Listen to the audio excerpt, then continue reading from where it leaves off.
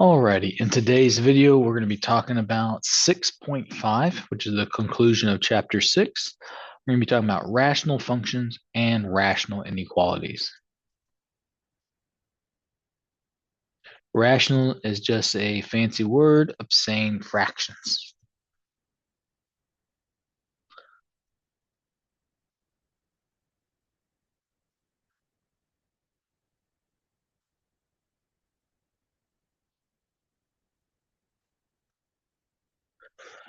All right, so basically, to be a rational function, you will have some type of polynomial equation over some other polynomial equation where the bottom polynomial equation cannot equal zero, just like any other fraction.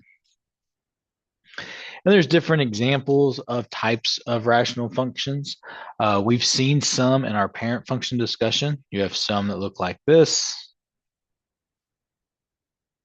Ooh, bad drawing. This is like 1 over x. We could see this being shifted. So you could see them, maybe the asymptote's over here now. You could also see some like this, where both the horizontal and vertical asymptotes are shifted. And let's talk about those. And then you also have some that look like are 1 over x squared. It looks just like this. We can see it flipped and shifted as well. So we could have something like this.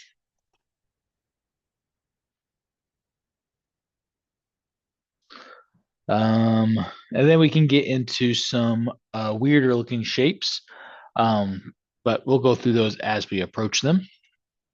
The big problems here are the fact that a vertical asymptote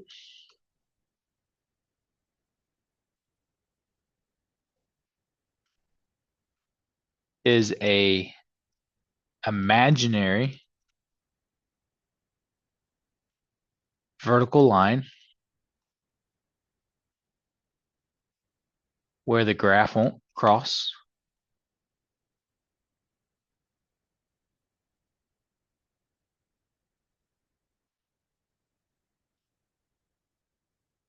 So for instance, if I have a graph,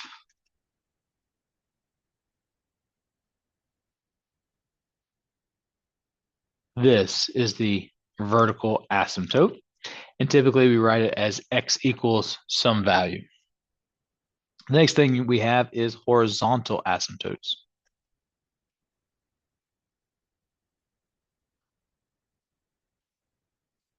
Again, it is the same thing. It's a imaginary horizontal line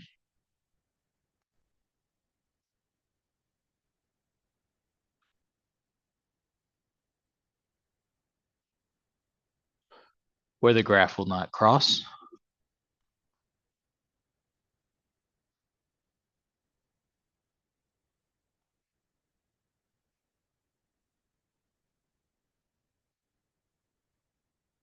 Most of the time.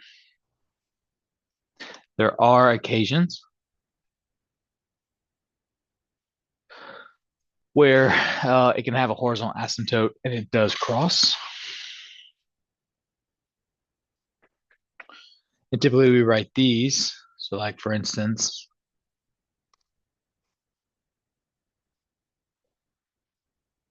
we write these horizontal asymptotes as y equals some number. If there is not a horizontal asymptote, then we have what we call an oblique asymptote.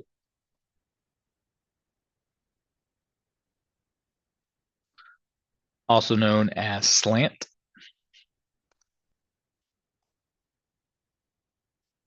And it's basically so it is a imaginary linear line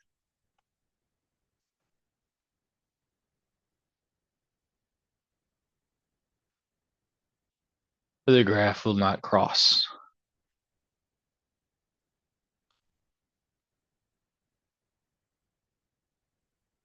most of the time.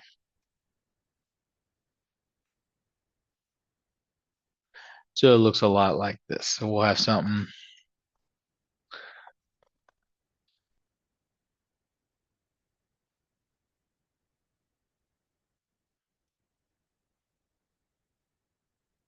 like that, where there's an oblique asymptote. Notation purposes, you see something like this as x approaches c with a negative. That's the left side of c. And if you see x approaches the c plus, this is the right side of c. Um,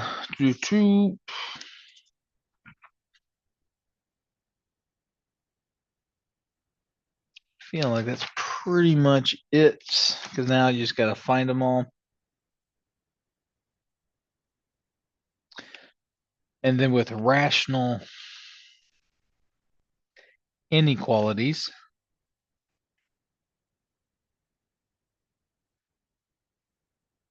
you're basically going to find your test points.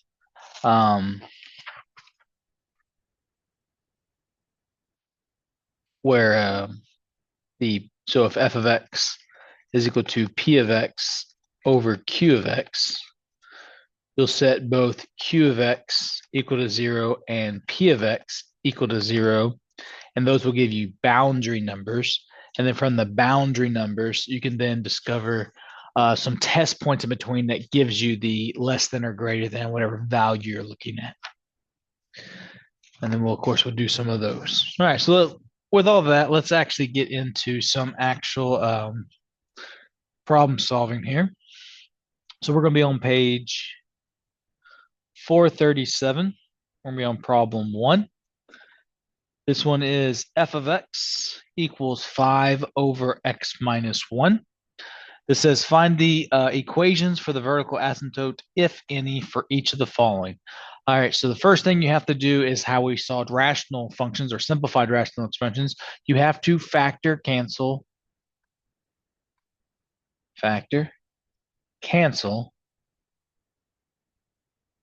and write what's left.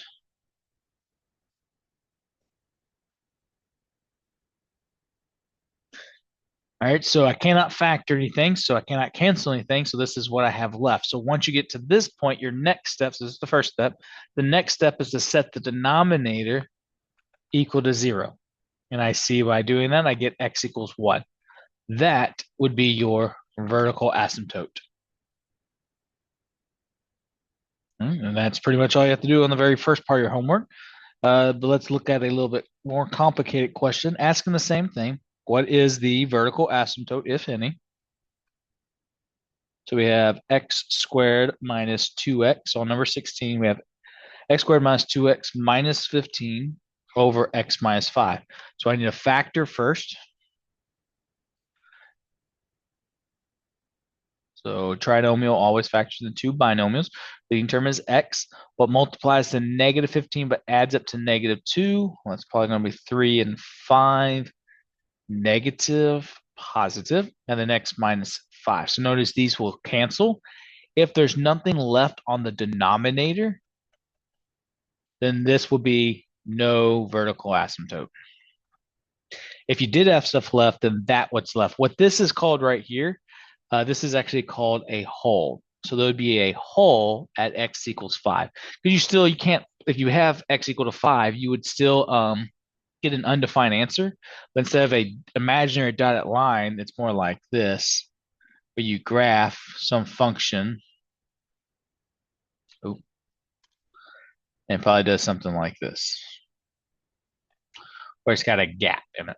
The calculator won't read that, so you do have to be able to calculate that so you know it's there. All right, the next set of questions you'll get are like 19, where it says find the equation of the horizontal or oblique asymptote, if any.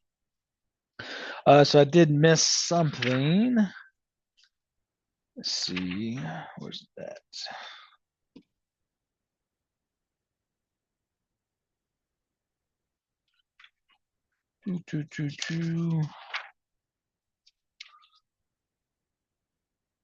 Yep. Okay. So on page 428, there's a good little theorem there.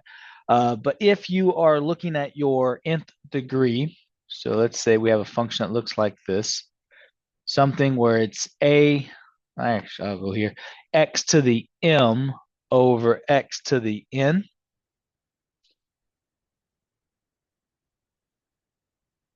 Oh, let me keep it in order of the book so we don't get different results, n and m. Okay, so if the n is less than m, meaning this exponent is less than the exponent above, meaning like x squared over x cubed, then the answer for horizontal asymptote is instantly y equals 0. Done. Don't got to do any other math. If n is equal to m, then you will, let's call this a over b. Then the answer for the horizontal asymptote, if they're the same, they're both equal, then y will equal a over b simplified. And if the top is larger than the m, there is no horizontal asymptote. So then you have to, if there's no horizontal asymptote, then you have to find the oblique asymptote by either long division or synthetic division.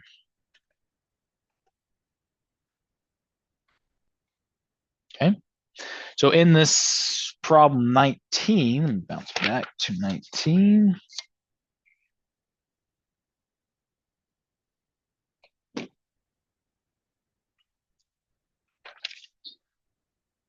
I think 19 was the same as number 1. So f of x equals to 5 over x minus 1. Technically, there is no x up here, and this x has a 1. So that would mean that the n is less than the m. So your horizontal asymptote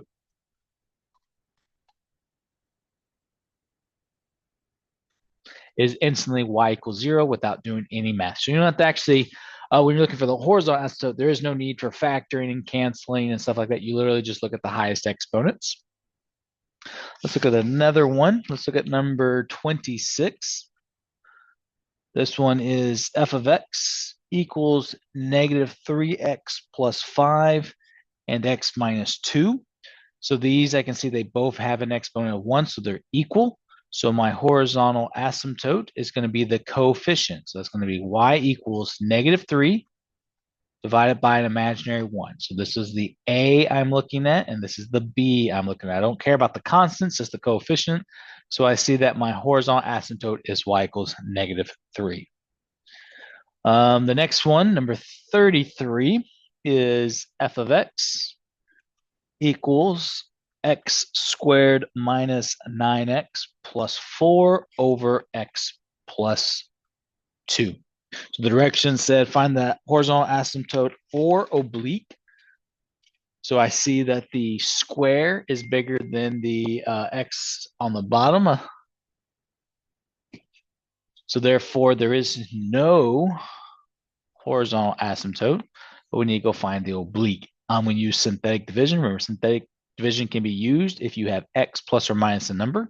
So I find the 0 of the x plus 2 factor, which in this case is negative 2. And then my coefficient of x squared is 1, coefficient of x is negative 9, and my constant is 4. Drop down my 1, negative 2 times 1 is negative 2, negative 9 minus 2 is negative 11, negative 2 times negative 11 is 22, and then 4 plus 22 is 26. When you're finding the oblique asymptote, I could care less about the remainder. I just want this part. So in this case, that's going to be 1x. So I'll say y equals 1x, which is just x, minus 11. And that would be it.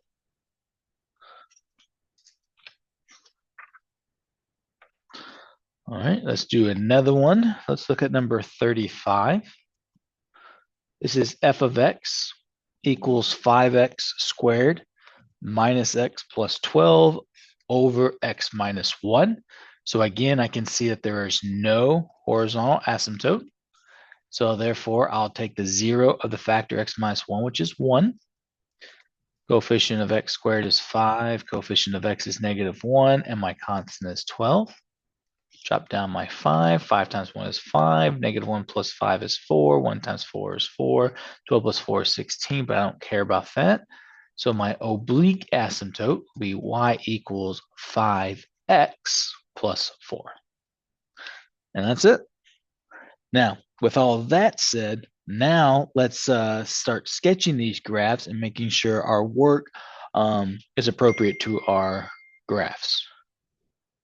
So I'm going to do number 37. So I have, once again, my 5 over x minus 1 coming back. So I already determined the vertical asymptote is x equals 1. I saw my horizontal asymptote is y equals 0. So what I do is I plug a graph, and I'm going to draw my asymptotes. So y equals 0 is the x-axis. X equals 1. And this is going to mimic the 1 over x thing. So that's going to be this right here.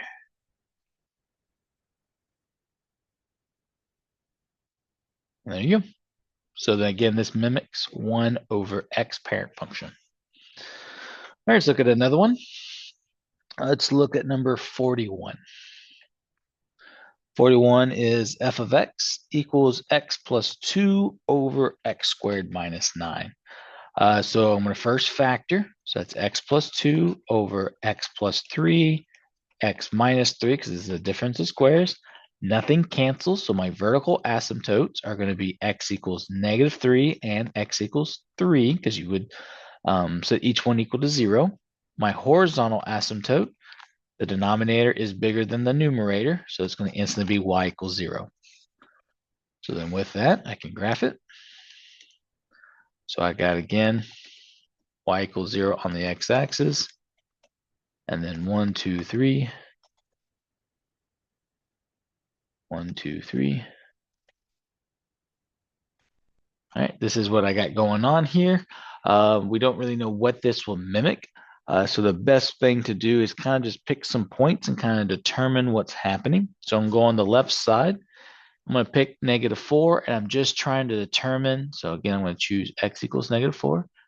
I'm just trying to determine if it's above the graph or below the graph. So if I do -4, I would get -6 divided by -416, that'd be +7, so it's a negative number. So that tells me this is what my function will look like. Now on this one, this can get iffy. Sometimes it can be like this, and sometimes it can cross it. So the way we determine that is we're going to plug up 1 on each side. So I'm going to try x equals, -1. When I do that, I get 1 over -8. And then if I do x equals 1, I get 3 over -8. So they're both going to be negative.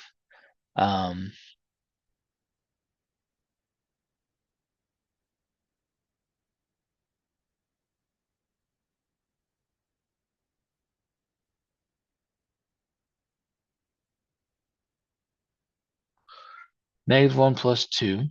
-1 is 1 minus 8 squared.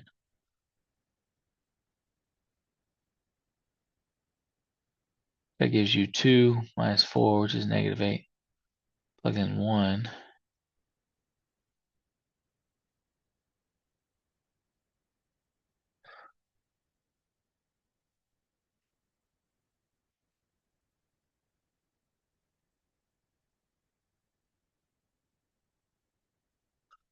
Fascinating. Normally that works pretty good. I guess pending that it would cross at 0 is my assumption. I'm going to try x equals -2 as well. And then when I do that, I do get 0. That's not going to tell me much. That tells me it's going to touch it. And then I can kind of guess what x equals 2 would be. That'd be 4 over, let's see, that's -5. So that would get even smaller. So if my assumption's correct, it's negative all the way here. And then it crosses at -2. So it goes something like this and kind of goes like that. If it wouldn't have equaled 0 and gave me another negative, then I could assume it probably go like this. But that's going to be my assumption there. We could use a calculator to check that. And then over here, I'm just going to simply use x equals positive 4, and I would see I get 6 over 7, which is 4, or positive. So when I do that, I get something that looks like this, roughly. All right, so there you go. So hopefully some better, just kind of plug in some good numbers to kind of see. And we could have probably done like -2.5, and would have seen we got a positive number, because 2.5 would have been 4.5, and then this would have been 6.25. Oh, what is 2.5? -2.5 squared. And no, 6.25. Oh, but it'd been negative over a negative because it's been negative 0.5. So that's how we got into the positive range. All right, that was a pretty good one to do. Let's do another one. Let's look at 43. This one is f of x equals 2x squared plus 2x minus 4 divided by x squared plus 2x plus 1. Okay, factor first.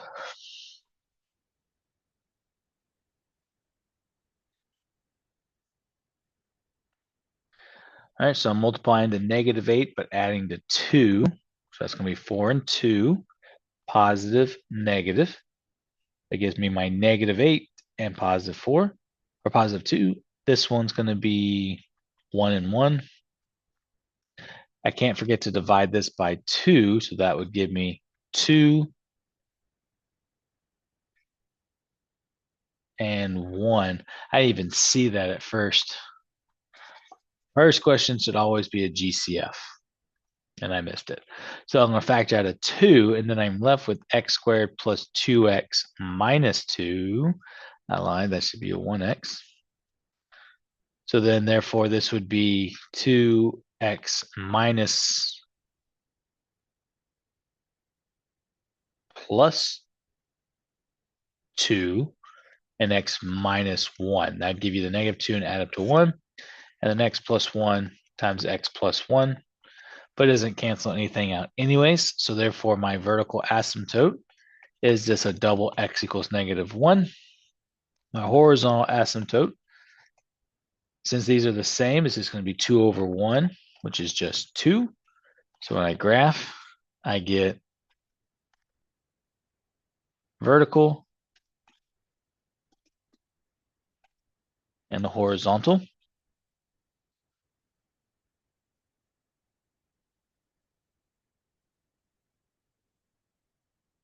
So now we got to determine, if I plug in a 2, does it give me an answer? And then it'll tell me if it crosses or not. So I want to plug it in. I'll do this one. It seems to be the easiest. So that's going to be 2, 2 plus 2, 2 minus 1, and then 2 plus 1, 2 plus 1. So that would be 2, 4, 8, and then this is 3 times 3 is 9, so 8/9.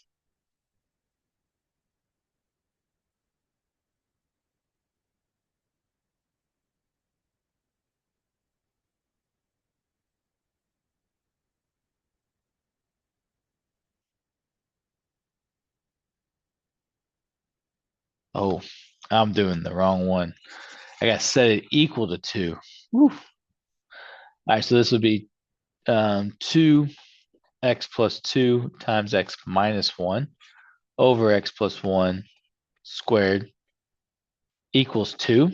Cross multiply. So I'm going to get 2x plus 2, x minus 1 equals 2 times x plus 1 squared. Divide both of them by 2, and I get x plus 2, which I already know. Let me go ahead and fold this out. Is going to be x squared plus x minus 2.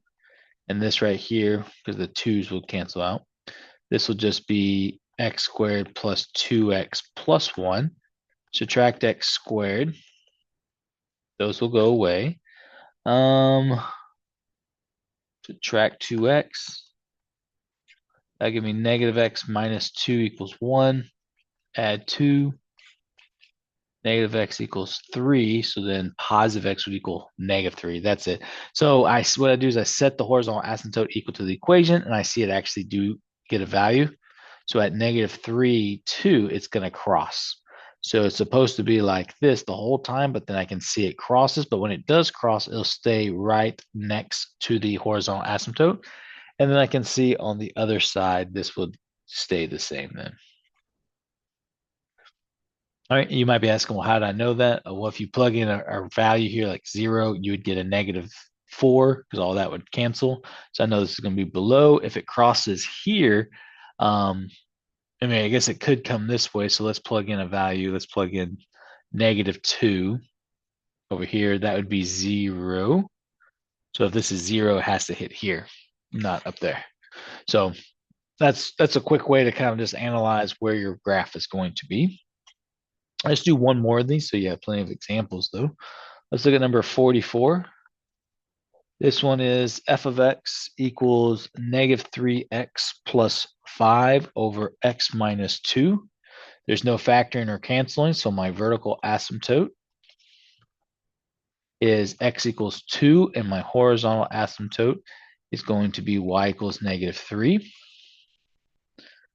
1, 2.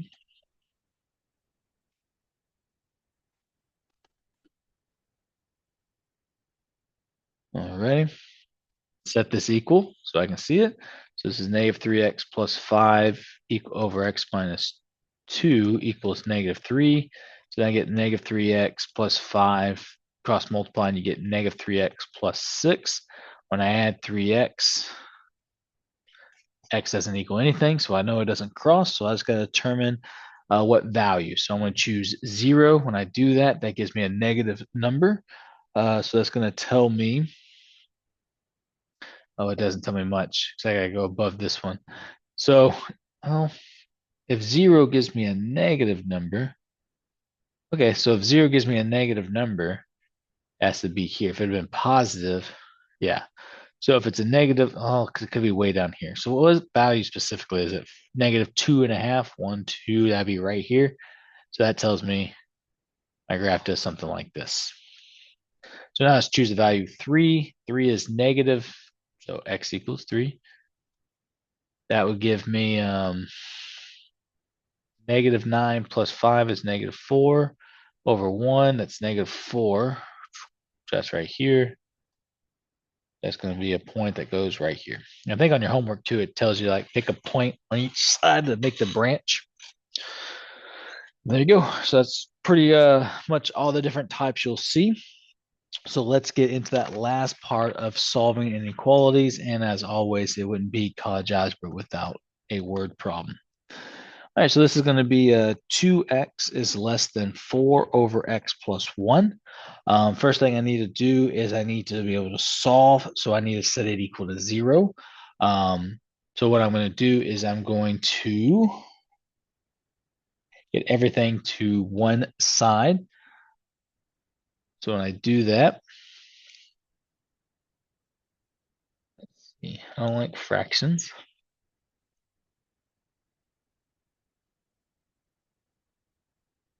So, okay, so this is what I'll do. So I'm going to subtract this over. When I do, I get 2x minus 4 over x plus 1.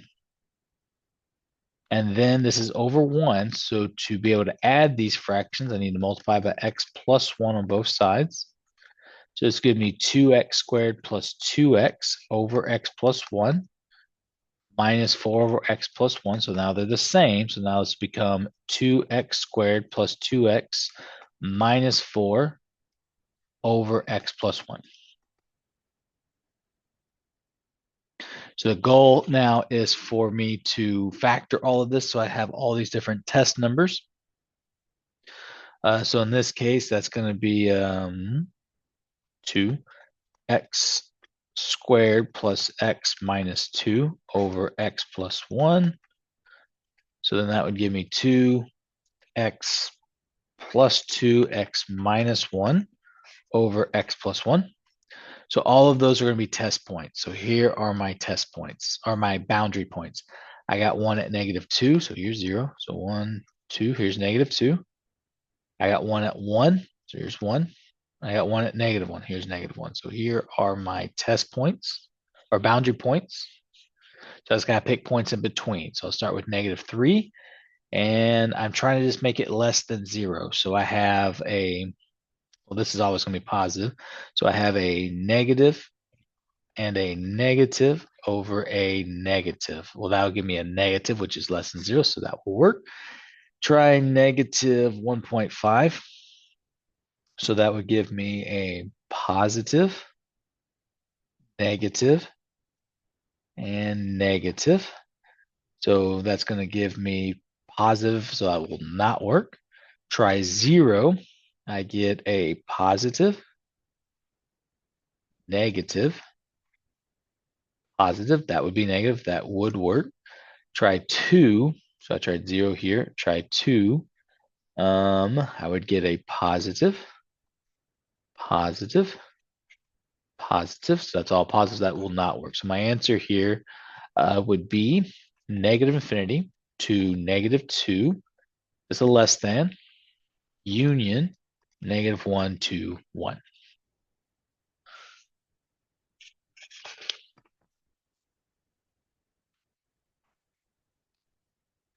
That's so gotta make it one big fraction and you kind of factor. So there's a process, but let's do another one. Let's look at number 58. This one is 5 over x minus 2 is greater than or equal to 3x over x minus 2. So again, I'm going to subtract this over. So I get 5 over x minus 2 minus 3x over x minus 2. They're the same denominator. So I get 5 minus 3x over x minus 2 is greater than or equal to 0. So my test points or my boundary points, here's 0, 1, 2. There's one boundary point. This would be 5 minus 3x equals 0.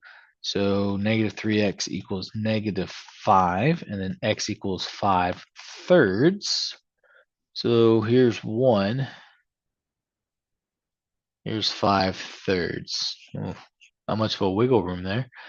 All right, so I'm going to choose something to the left. So I'm just going to choose 0. 0 would give me a positive over a negative, which is greater. So this will not work. I'll try something between 1.67. So that will be,